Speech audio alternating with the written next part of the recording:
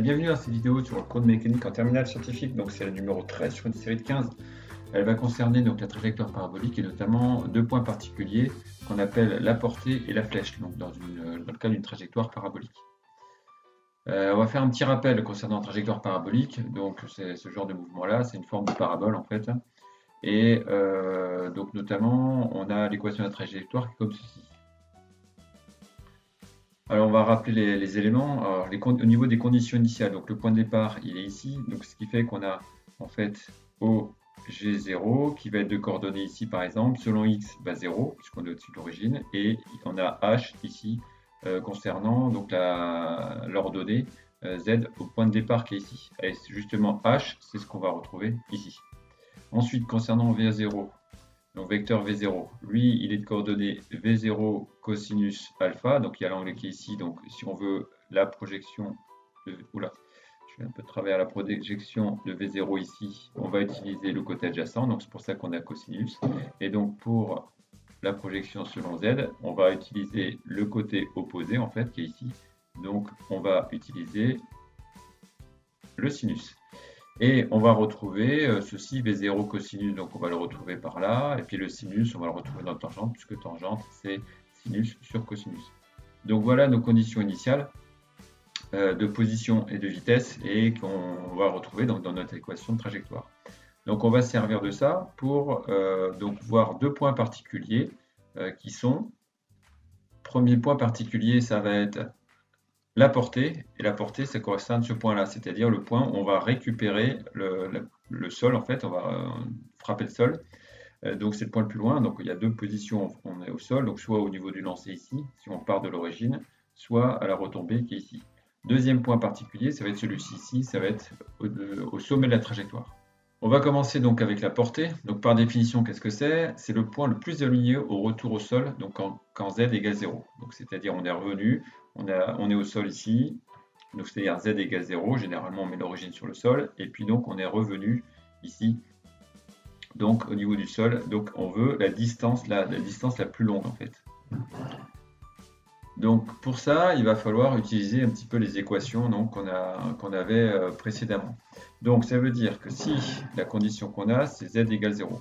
Or, on avait vu z de x, donc c'était une équation donc, de parabole qui est celle-ci. Voilà.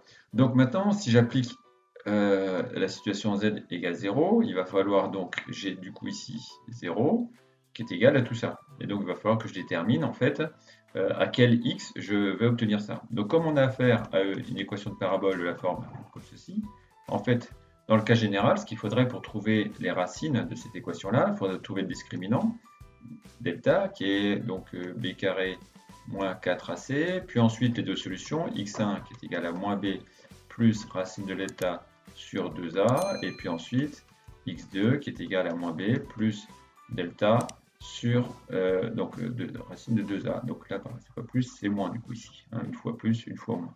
Voilà. Donc on aurait une équation de résolution de polynôme du second degré à réaliser. Bon.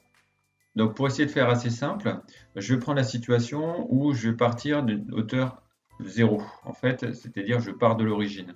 Pourquoi? Parce qu'en fait, là, ça va me donner une équation qui va être quand même bien plus simple, puisque si on n'a plus ça, qu'est-ce qu'on peut faire? Donc on va avoir 0 qui va être égal, comme j'ai x partout, je vais pouvoir le mettre en facteur. Donc je vais avoir x facteur de moins 1,5 de g sur v0 cos carré alpha, paf, paf, donc fois x, plus tangente alpha. Hop, voilà.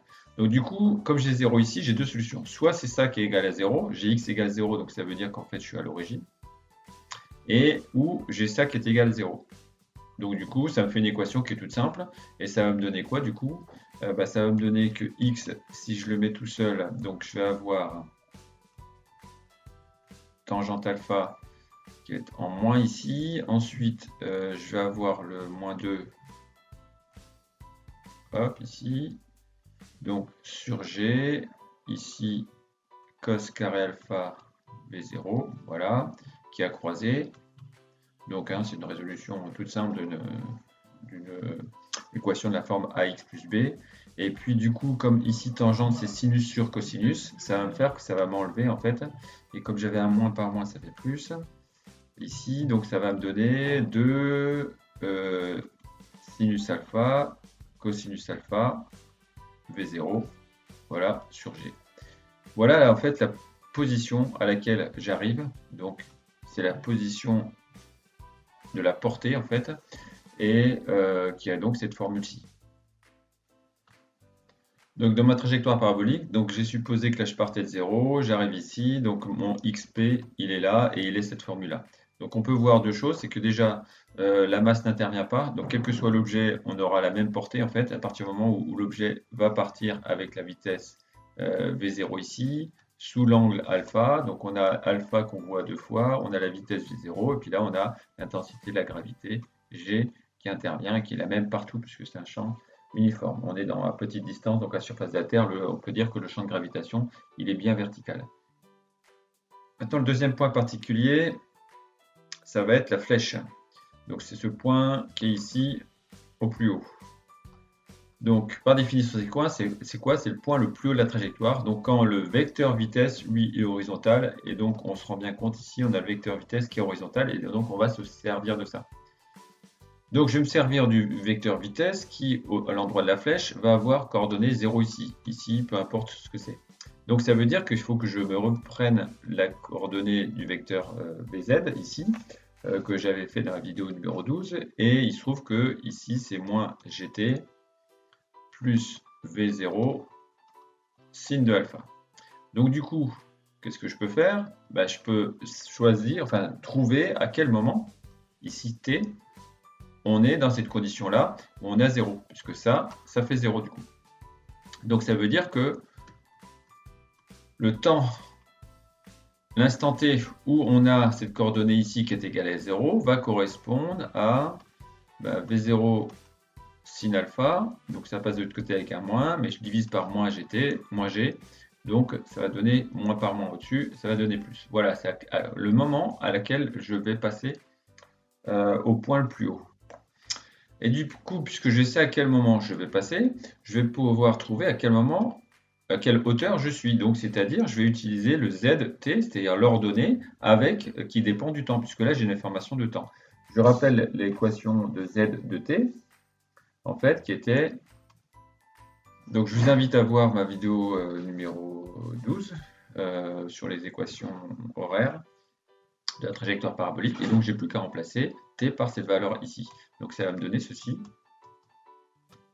que je vais pouvoir réduire, parce que ici, on va retrouver des choses qui sont équivalentes. Donc là, le carré va être éliminé avec le g qui est ici.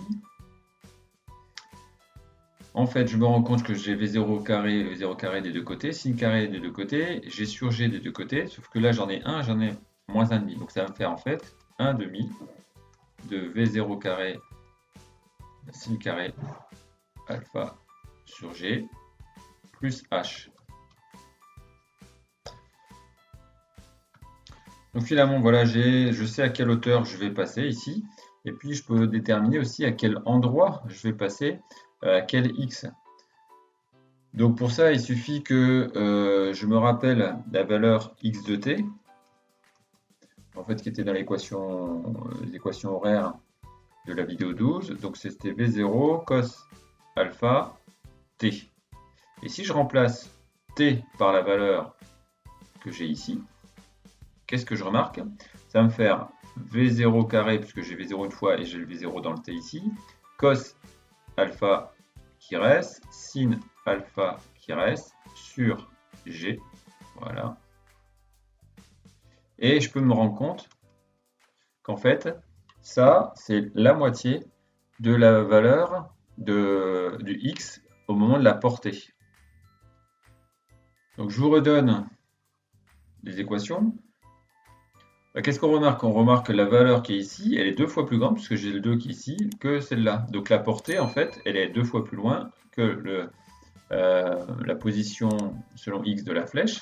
Pourquoi? Tout simplement parce que je vais avoir, en fait, une parabole qui va être symétrique ici, avec l'axe de symétrie qui est là. Donc la distance qui est là va être la même que celle qui est ici après la flèche. Je redonne Z de la flèche. Éventuellement, j'avais un plus H si on partait pas du 0, mais là on va partir du 0 pour simplifier les affaires. Et donc, voilà mes 3 coordonnées particulières. Donc, la hauteur de la flèche, la position selon X de la flèche, et puis la position selon X de la portée. Et n'oubliez pas de liker, de partager, de vous abonner, de cliquer sur la petite cloche. Merci pour votre attention.